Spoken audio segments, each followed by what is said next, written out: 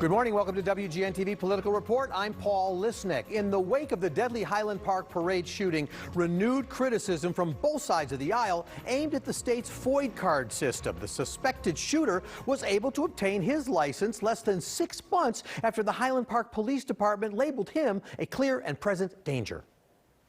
The truth of the matter is that they should do more, that when we have that information, it needs to be reported.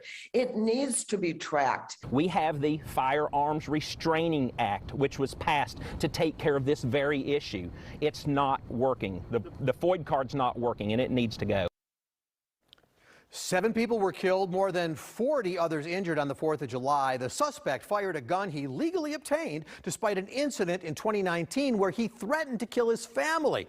Less than 6 months later, the then 19-year-old applied for a FOID card using his father as a sponsor.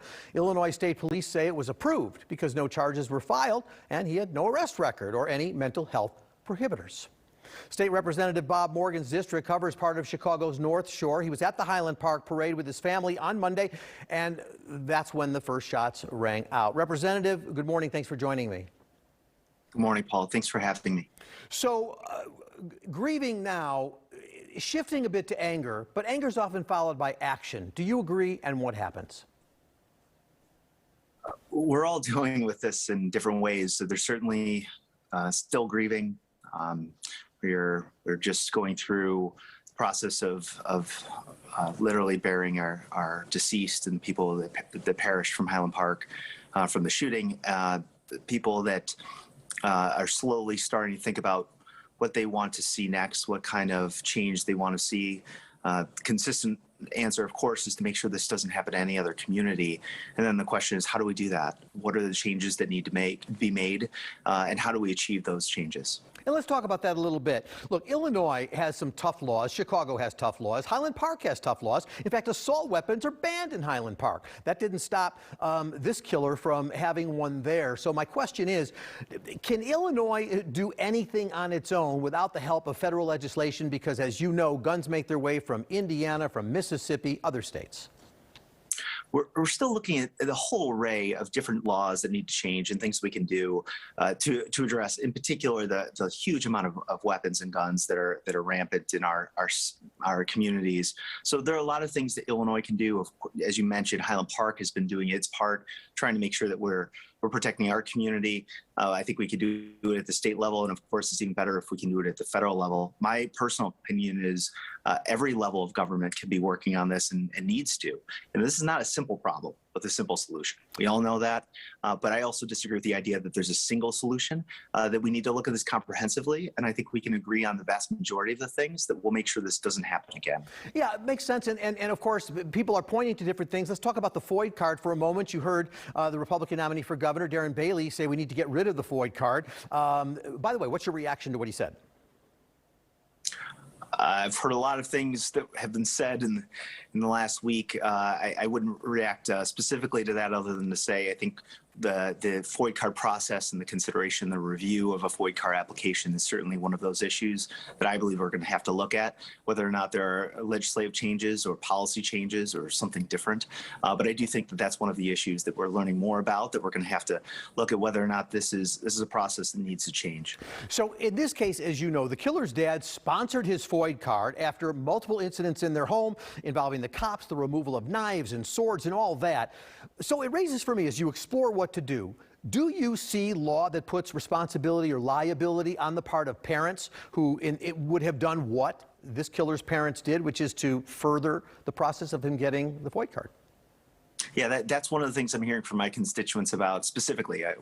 I'm hearing two things at the moment. And again, this is evolving as we learn every hour more information about what happened and things that we could have done to stop this. And, you know, that's really what I'm most interested in. And it's going to come out for weeks and months after this. We're going to learn more. But at the moment, I think I'm hearing most about an assault weapon ban, but also on top of that, was the liability for individuals who are sponsoring somebody for a FOID card or lying to law enforcement enforcement, and making sure that we're holding people accountable. So those are the two things I'm hearing most about as we speak right now.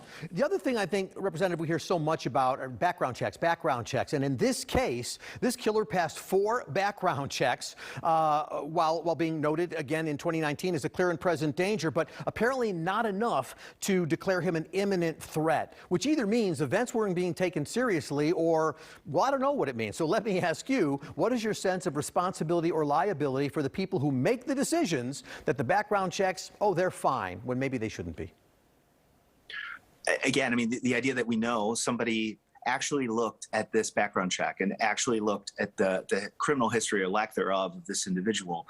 Then the question is, well, what could they have been looking at? What would it take to make sure people were scrubbing social media? You know, I'm hearing from constituents saying social media companies should be responsible for reviewing their backgrounds and flagging this information for law enforcement. But that's complicated. And, you know, whose responsibility is that? Again, it's just another example. This is a really, really difficult issue, but there's absolutely more that we can do, and we will do it. Well, and I guess what I'm asking is as we try and find answers, so just helping the process along. But the question is, as we talk about, we won't allow that gun or we won't allow this. But the question is, should there be responsibility placed on others in the process who are part of the decision-making process? Do you see resistance to that? Or do you see people saying, yeah, that's not a bad idea? Oh, I definitely hear people wanting responsibility and accountability for those that help facilitate the purchase of these weapons. And beyond that, I also think that, as I understand it, there are some very specific words and language in these applications that make it clear that there is liability already. So again, the liability existed, and that didn't stop this from happening. So one of the questions I have is, are there things that we can do to tighten that up? Are we able to identify it through local law enforcement or state police or some other means to make sure we're not just relying on people who are, in this case, going to be bad actors and do horrible things? Representative Bob Morgan, I know this is one of the key things on your mind, and we'll follow you as you take the steps to try and help the state along with this. Thank you very much, and our thoughts obviously go out to the community of Highland Park and to you. Thank you, and I look forward to you covering all the things that we look to do to make sure this doesn't happen to anyone else. As we do. Thank you, sir. Thank you. We're going to take a quick break. Up next on WGN-TV Political Report, what can Congress do to prevent the next mass shooting in America? Congressman Brad Schneider joins me when we come back.